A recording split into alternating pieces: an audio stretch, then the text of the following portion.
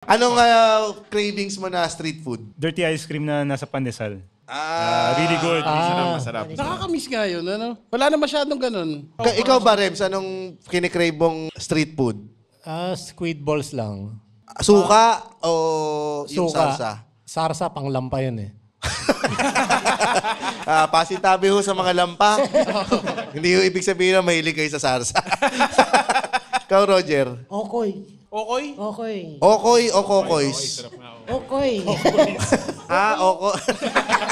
Putang ina mo kasi. Ba't ka makasino ko?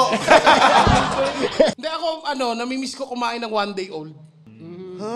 Walang Ano awa. mo, yung tsura mo naman. Alam mo ang hindi ko magets yung dos tres. Ano Oo, yun? masarap din Ano yun. yun? 5 na yun ngayon. 5 tsaka 10 na. 5-6 na daw, 5-6, 5-10 na nga sa amin eh. Ano yung ingredients nun? Baga tsaka taba ng baka.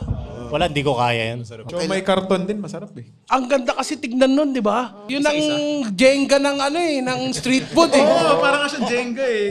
Minsan ginagawa pa namin yung bibili kami ng monay, tapos pinapalawan namin yun. Ang sarap, nagtatay kami.